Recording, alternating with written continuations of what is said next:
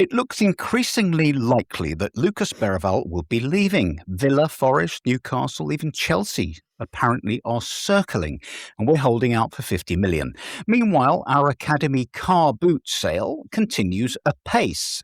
Will Lankshear to Borough for 20 million? Why? That means we're down to Ritchie, Solanke and Scala. In other words, we've got no forwards. Tynan Thompson has gone to Man United for 8 million. Donley and Mikey next? Oh no. As one tweeter put it, with De Zerbi, we'll have some fun whilst winning nothing and setting the academy back 4 years. Another one of our kids, Luka Vuskovic, complained that he was not looked after by Spurs. I hope Brighton have widened the doorways to accommodate his ego. It's been a bit quiet also on the incomings, hasn't it? Rumours are flying. Pedro Neto, fast but shit.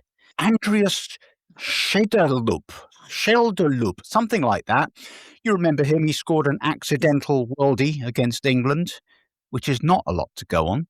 And then, of course, the Savinho and Kroupi nonsense rumbles on. The ITKs are running out of ways to confirm and or deny these tedious rumours. But we have acquired Maxwell Adedeji from Leicester, who, checks notes, is a citizen of Finland. Go figure. Now, Spurs won the World Cup again. Pedro Porro was flawless. He scored a semi-final goal a la Kieran Trippier, and he became the best right-back in the world. Pedro Porro, best right-back. Yes, that's right. He was so happy posing with the trophy, you could probably see his teeth from the moon. Jed Spence became the best left-back in the world. That tackle on Simeone was one for the ages. Cuti Romero, a hero forever for blanking Trump. And he only committed minor GBH for the thugs of Argentina. But is he off? Do we care? We do care if it's Chelsea. We've got Room 101 and loads of other gubbins for you. Strap in. It's Nice One, Cyril.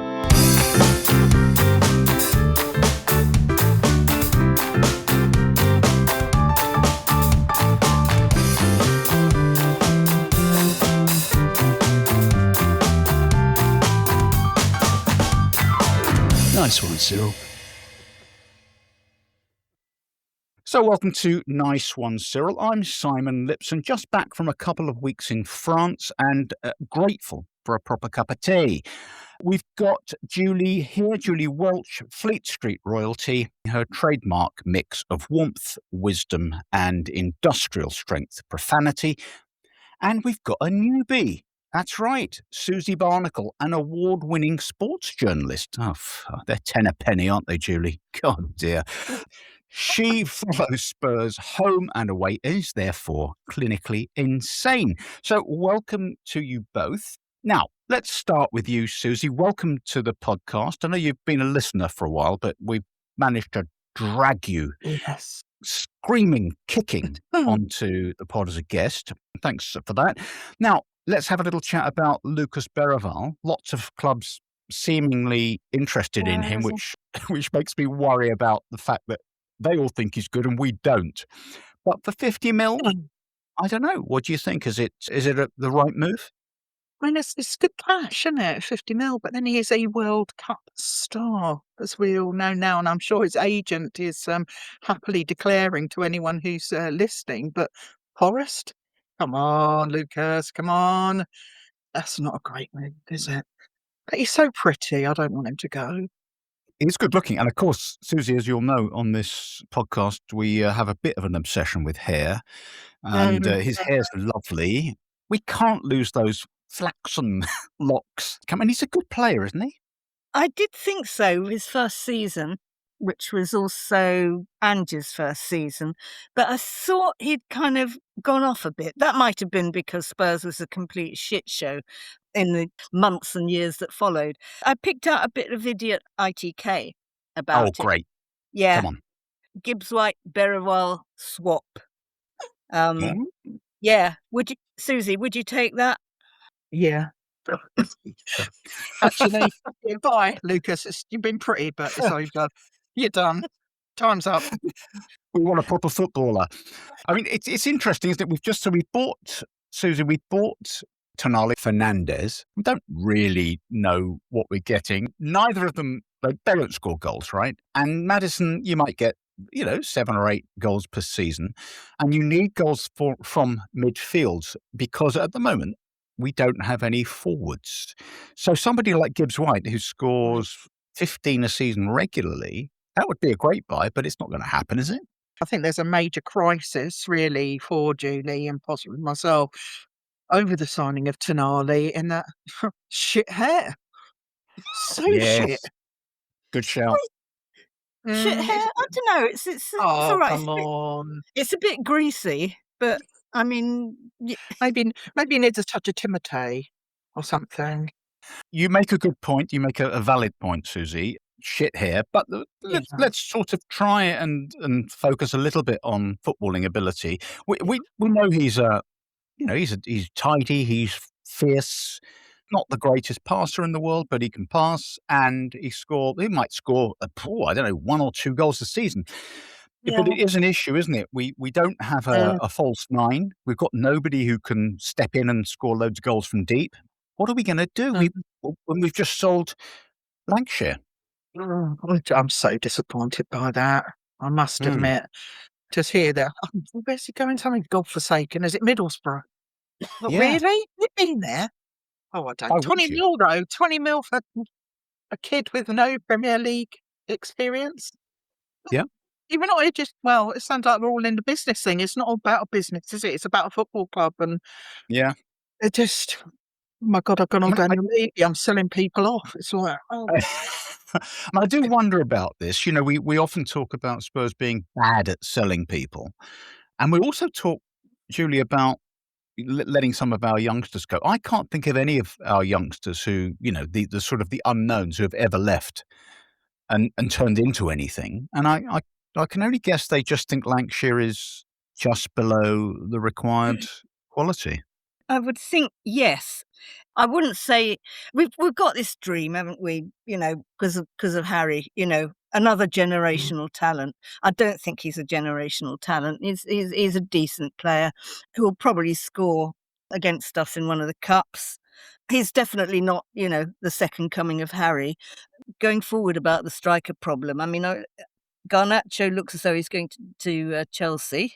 Is that right? Yeah. Is he not at Chelsea? Oh, yeah. So where is he going? Consult's note. No, sorry, he's going to Villa. Yeah. Okay. That's right. Yeah. That was sold everyone. Make sure you cut that out when you're editing, Simon. That's staying in. That is staying in. Yeah, and Crescentio Somerville has gone to Al Hilal. So those were 2 of the strikers that we were fantasizing about getting. So Kroupi seems to have gone missing, bit like Savinho, gone to live on a farm or something like that. So, looks as though we'll have to hang on with Richarlison. Oh, Jesus Christ. This is a lovely segue for me, Julie, because I want to check in with Susie on Richie. I'm desperately hoping that Ange, who's now the manager of some moneybags Saudi team, will say, look, Richarlison is the best centre forward in the world, trust me, and he's worth 100 million. And they'll just say, 100, well, let's give him 150 million. We've got money to burn.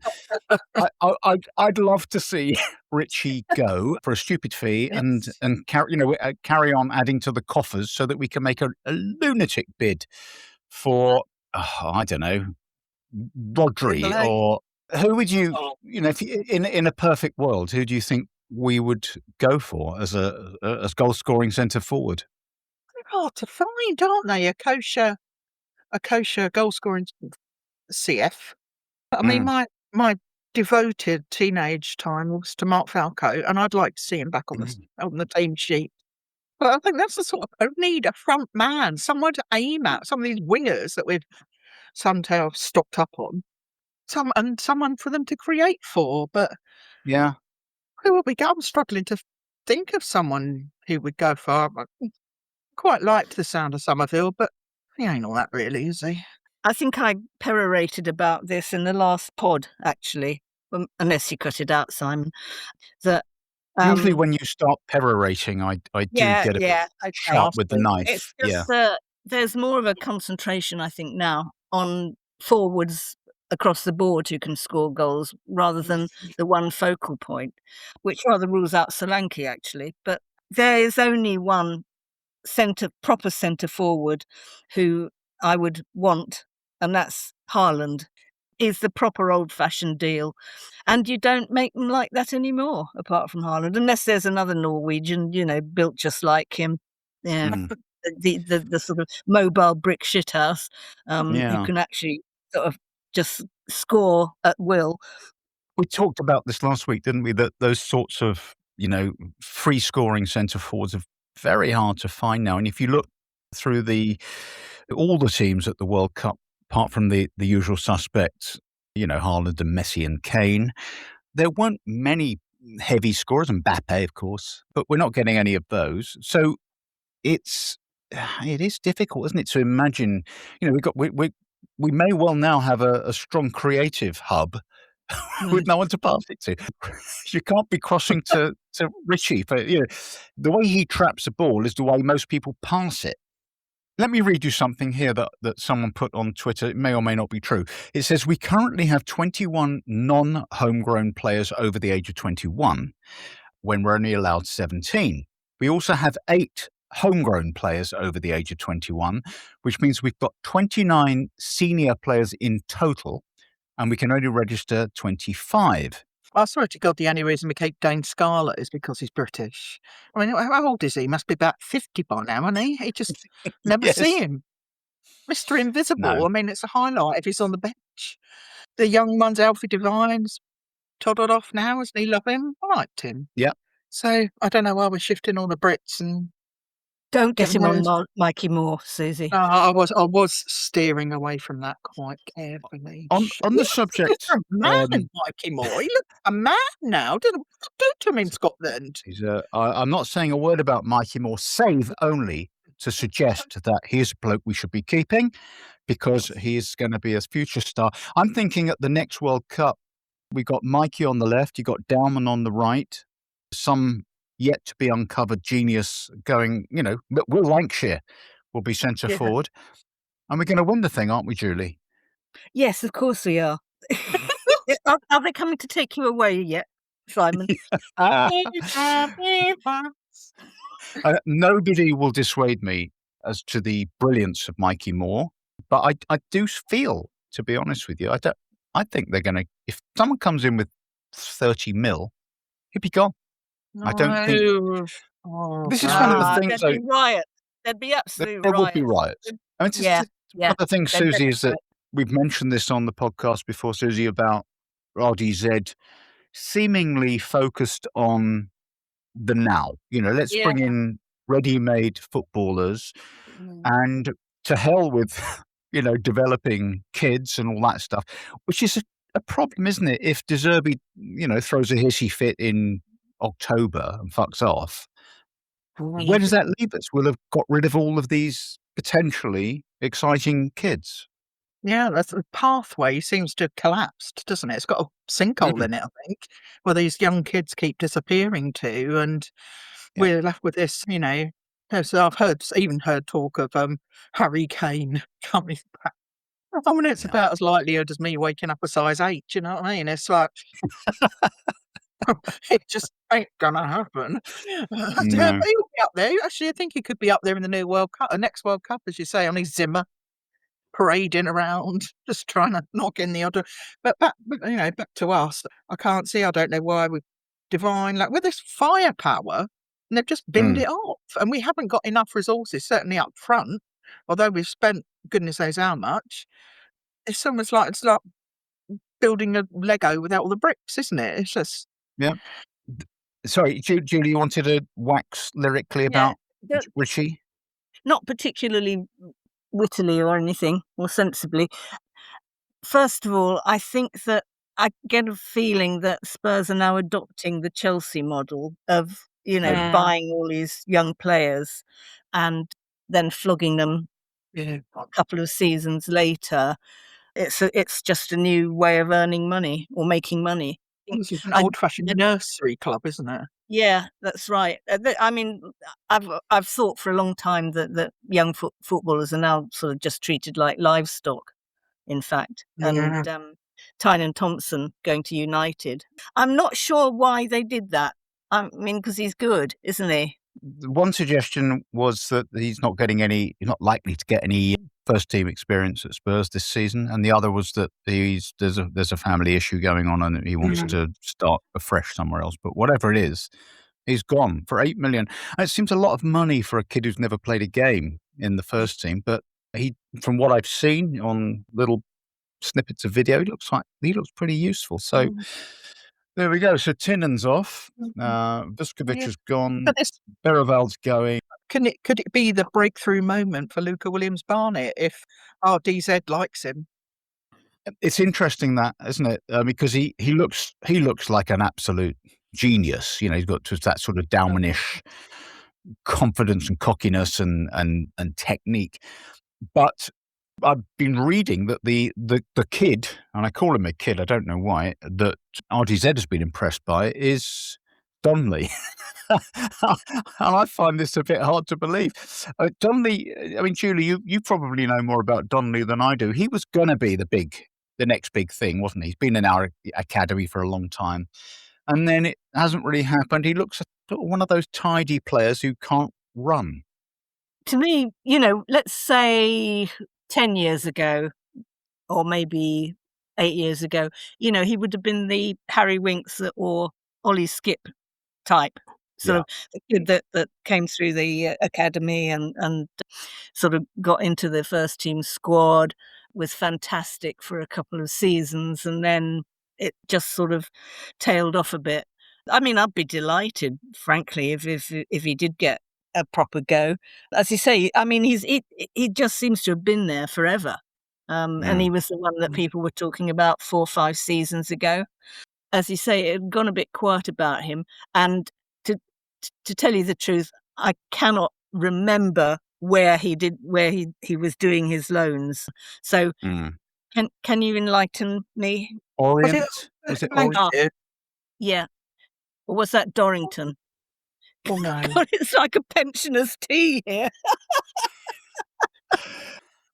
Let's move things along a little bit. I wanted to mention this little report which came up on social media. It says Juventus have opened talks with Tottenham over a potential move for Richarlison. Randall Kolo Muani remains their top priority. I mean, it's almost as if Johan Lange has gone there to become director of football, isn't it? You know, rating those two deadbeats as the two great, you know, saviours, the front men. I don't understand that. Now then, another thing I wanted to have a quick chat about was this. You often see this, Susie, I'm sure you'll be familiar with this kind of inane tweet that says, I think we should buy X. We definitely buy X because he will suit RDZ's style of play. And I think to myself, what the fuck does that even mean? Do we even know what RDZ's style of play is going to be with this squad? It's inane, isn't it? Oh, it's absolutely ridiculous, isn't it? I mean, it's more this, it goes alongside all this transfer, so I call it spunk junk, about these random ideas and transfers that are coming out. And the reason, only way I can think of the RDZ is playing out from the back in a horrendously dangerous fashion, like he did at Brighton, which it seemed to make things work there. But now Flappy seems to. Where's Flappy? Where has he gone? Has he gone? Like, please God. And about the thought of him doing that, playing it. Well, he did do that, didn't he? It's just brainless, though. It wasn't with any forethought. With our defenders, Pedro, of course, he's king of the world now, isn't he? And Jeddy, maybe who's going to be on the left? We don't know. Is it going to be old man Robertson? I mean, he was announced today. I thought, Christ, what's that? On a time warp, a time delay, or whatever? Probably some technical reason. And it probably took that long to bloody walk there. He's so old. And then, of course, we've got Udogi broken. How long did he get it game before he's on the injury list again? But the thought of any of those really. It being played out the back and then going on a charge up, it's absolutely terrifying, quite frankly. Unless you've got anybody who can, mind you, now we've got this other guy, seems to have a Brighton posse now. Yeah. And they might teach them how to do it properly.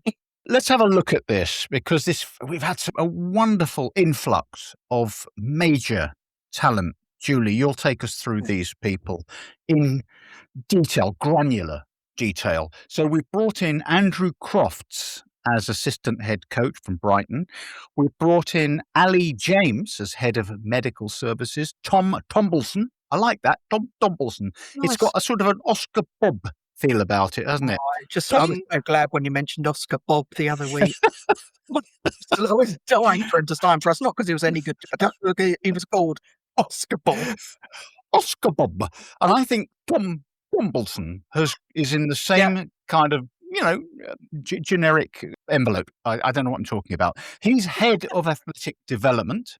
And of course, the great Agostino Tibodi, who's coming in as strength and conditioning coach. So the two questions here: A, do we give a shit? And B, haven't we seen all this crap before? We saw it with your favourite, the man with the hair, Thomas Frank. He brought in a bunch of people from Brentford. We've seen it with manager after manager. They bring their own blokes in, and we fail, and all these people have to be paid off. Do any of this lot, Crofts, James, Tombleson and Tibodi, do they mean anything to you? Do they excite you, Julie? They don't ring my bell at all. They're not players. They're blokes in polo sweaters. I've never heard of any of them really until the social media photo goes up and you get the bloke in the sort of pale blue jersey. Which one is that? Andrew Crofts.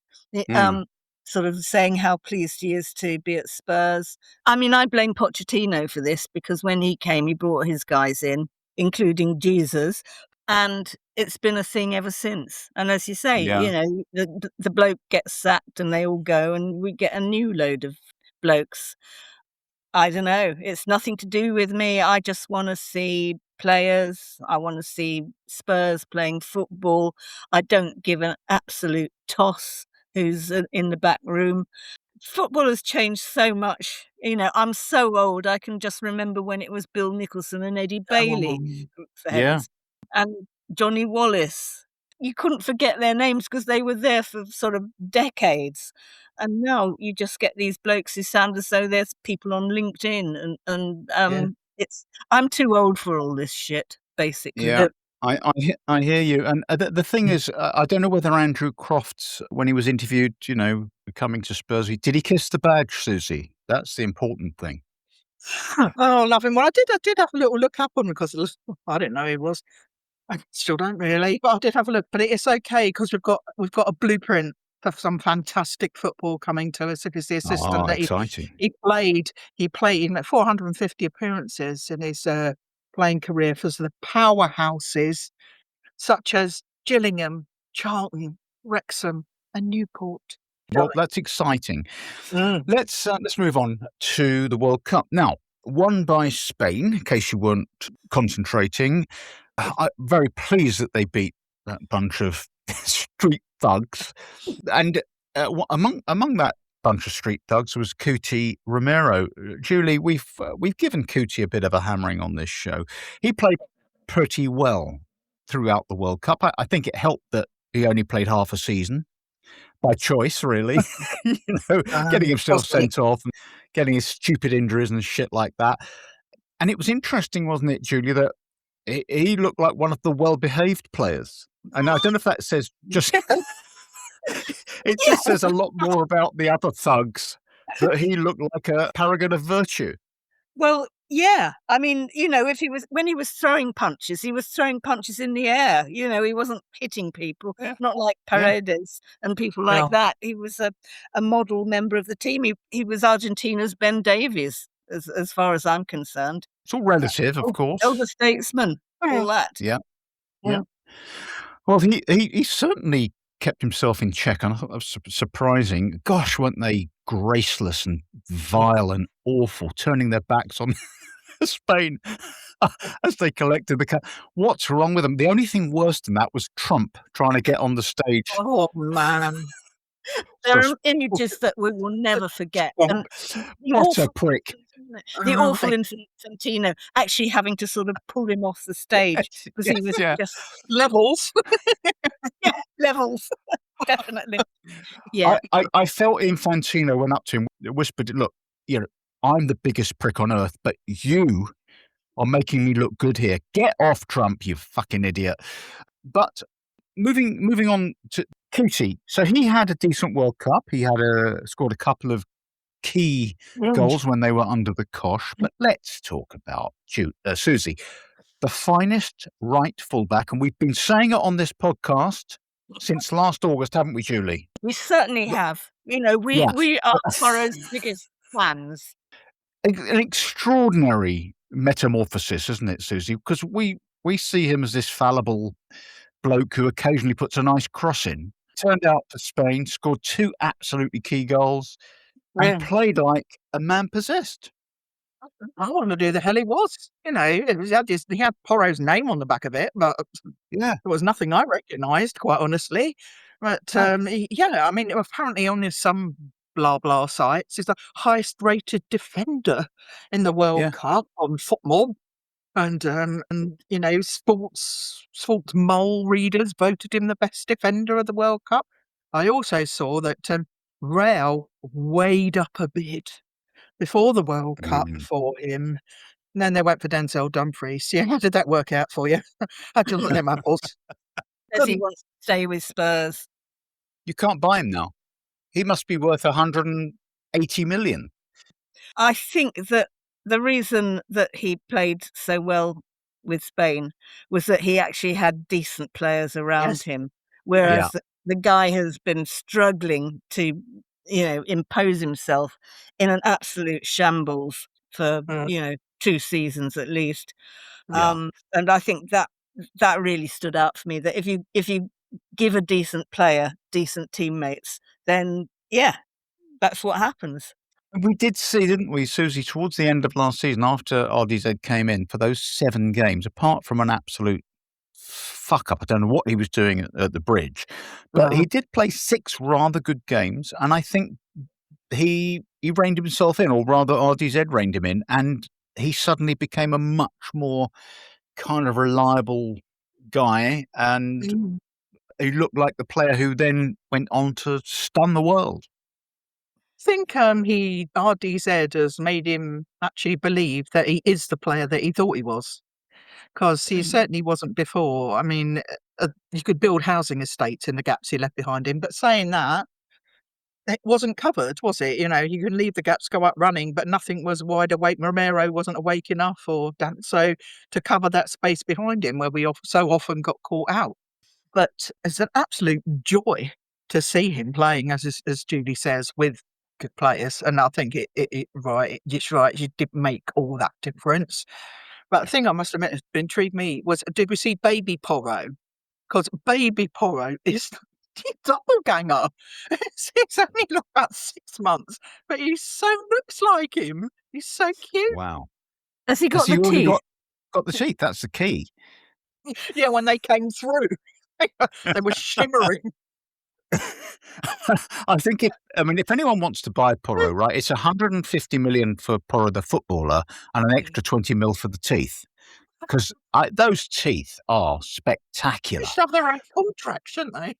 Yeah, absolutely. Let's put them in at left centre back.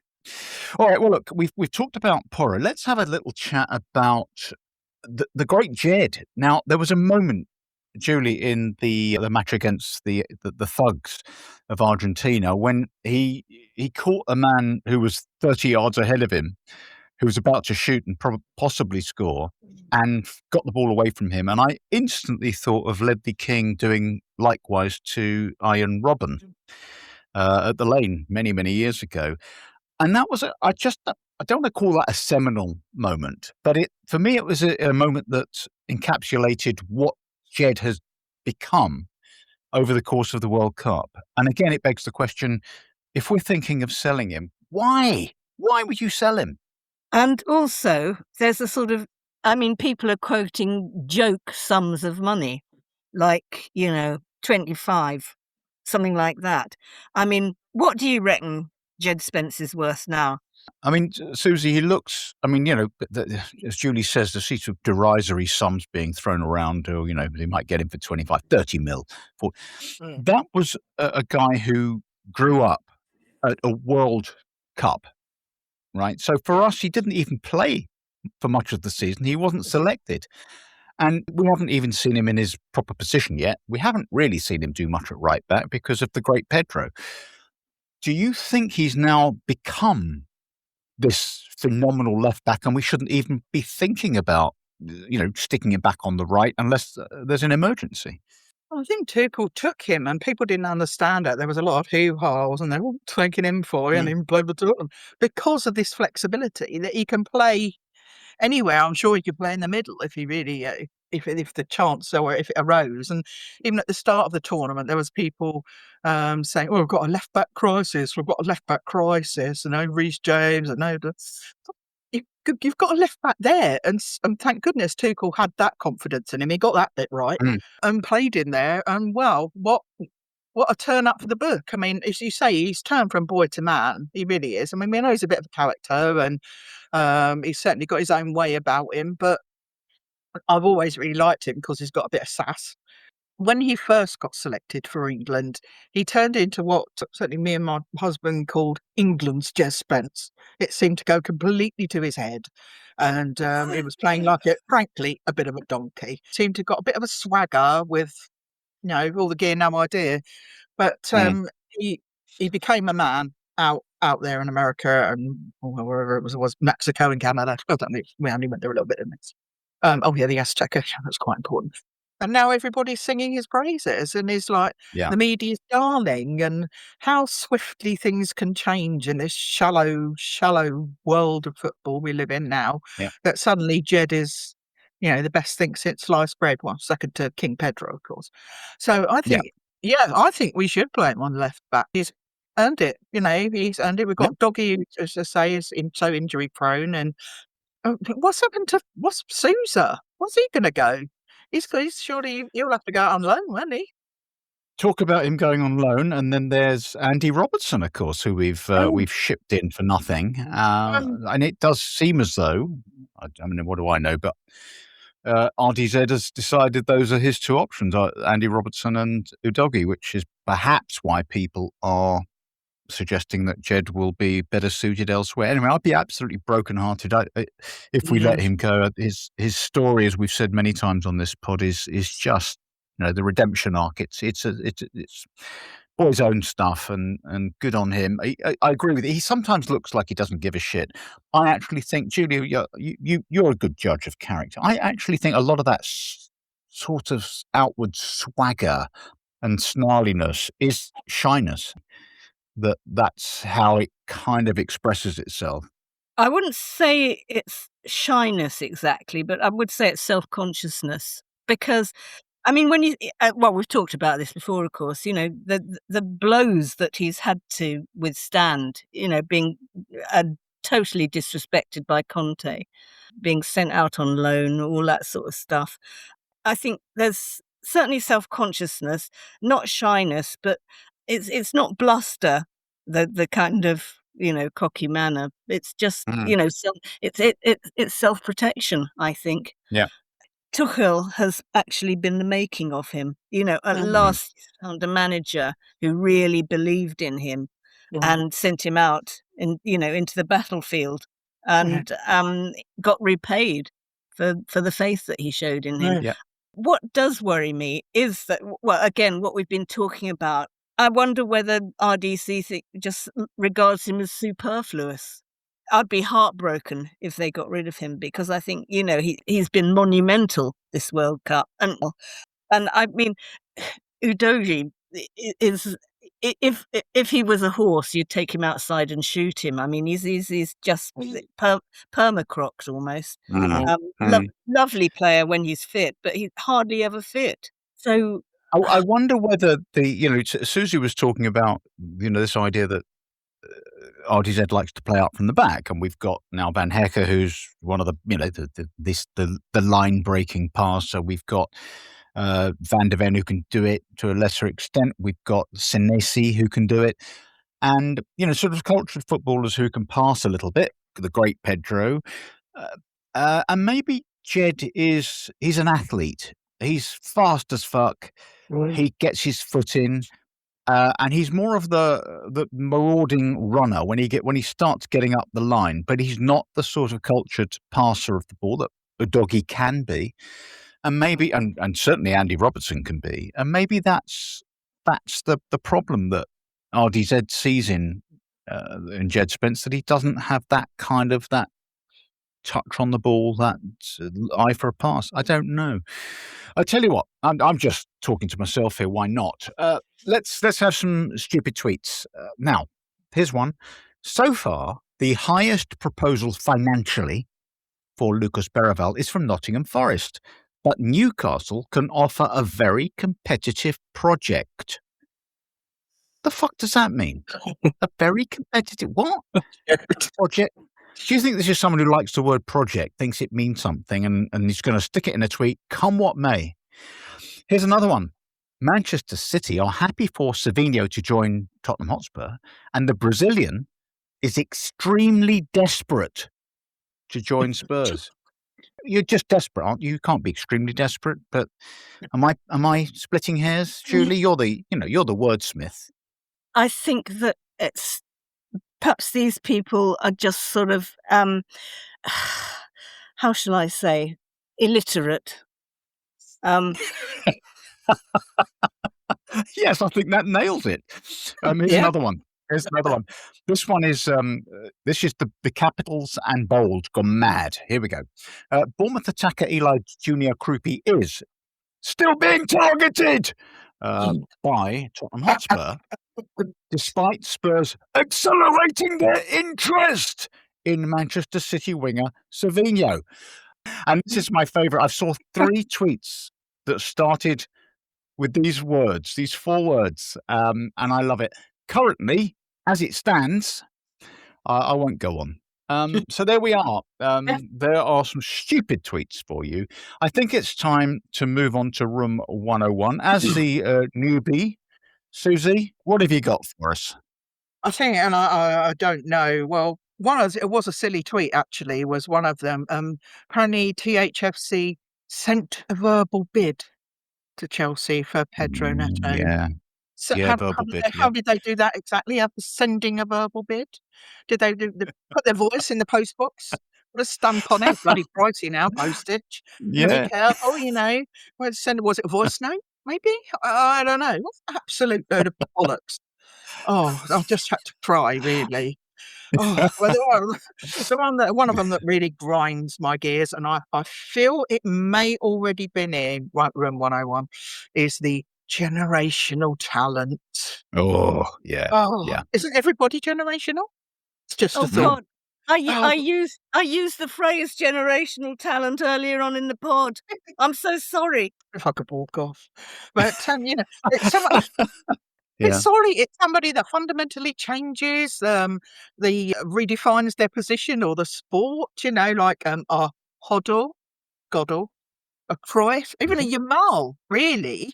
But now it just seems to be applied to any bloody teenager that's hit a run of good form in the Swiss Super League. This generational talent. You think, what on earth are you talking about? And it just seems to be blended about here, there, and everywhere. Yeah, consummate bollocks. Although I am, of course, a generational podcast host, I think we can safely say that. Julie, what are you going to put into room 101? Well, this is as dull as I find them. Footage from training. I mean, I was just, yeah. We've got Andy Robertson jumping up and down on some sort of square. They're sort of players doing planky things and sort of gaily laughing and I just feel sorry for them, really, because they've got the cameras on them all the time. I mean, they're doing all these sort of amazing twisty poses, and you think, well, what if you fart or something? I suppose that until we sort of sign another player, that's all the footage that we're going to get. So it's just this sort of awful, awful bland barrel scraping. God, I sound dull, but I just find it so dull. I just really, really, really don't want to see them running around on the grass doing little skippy hoppies and things like that. I mean, oh God. But it is a monumental thing that they are on the grass. This is presented to us like a bloody highlight. Where else are they going to be? Looking up the shops? I don't know. Absolutely ridiculous. It's an absolute nonsense. I've got so much for Room 101 this week. I don't really know where to start. I was just going to go with golf. What's the point of golf? Why are all golfers ugly? That's another thing. Scotty Scheffler, who's 29, he looks about 48. What's the matter? Jordan Spieth, who when he was 22 looked 82. I don't get it. And they always talk about the golf course. I went out there on the golf course. Golf course was tough. It's got that Liverpool Football Club feel to it, hasn't it? The golf course. Shut up with your stupid golf course. The other one I can't stand is when someone mentions a football and they say, put some respect on his name. Fuck off. Now then, we're coming to the end of the show. Any other business before I ask Julie for her marks out of 10 for Susie's debut appearance? First of all, I believe it is the anniversary today, 21st of July, of the death of John White, one of the finest players. So I think we should just, make a little mark of that, because he is one of the best players who ever played for Spurs. Rob is, of course, a frequent guest on this show, his son. Yep. And at the end of this month, the play The Ghost of White Hart Lane, which is based on the book Rob and I did, and with the play written by Martin Murphy, also a Spurs supporter, it's going to be in the West End, which is really exciting. So got a plug for the play. Do you make a few quid every time the play sells out? No. Well, I do get royalties from the book because, much to my delight and disbelief, it's still selling because it's a fucking good book. It's absolutely brilliant. You should put that on the front, a quote, right? It's a fucking good book. We've already got a nice quote from Jimmy Greaves, and I think he probably would be a bit more important. So, and on to the next thing, ratings. Susie, I would give you 100 out of 10. You're so funny. Oh gosh. What I would add in though is I have my tickets for the play in August because I haven't been able to get to see it when it was in North London. But yes, we have tickets for Soho. I can't wait. It'll be fab.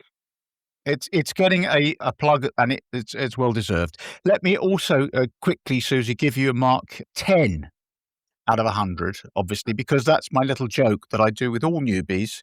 It's not getting the laugh. It's not getting the laughs it used to get. I'll be honest with you. But how did you find it? Because you were a little bit nervous, weren't you, coming in? Yeah. You must come back, Susie. Please come back. Oh, no, I think I might be brave enough to come back this time. Well, look, thank you, Susie Barnacle. Thank you, Julie Welch. Thank you, Chris, who didn't turn up. We were supposed to have Chris Askham on today, but I've just had an email from him to say he didn't get the link. Same link as last week, Chris. Can I put Chris into Room 101 for fucking up that? Anyway, let me just quickly say you can give us a follow on Twitter at NiceOneCyrilPod. We've got a website, www.niceonecyrilpodcast.co.uk. All the info is on there, all of the episodes, and there's a picture of Susie freezing her balls off at some match somewhere, which will appear very soon. And why not give us a follow or subscribe to the pod on the platform of your choosing. Thanks once again to Susie and Julie. We'll be back next week. Thank you so much for listening. Come on, you Spurs.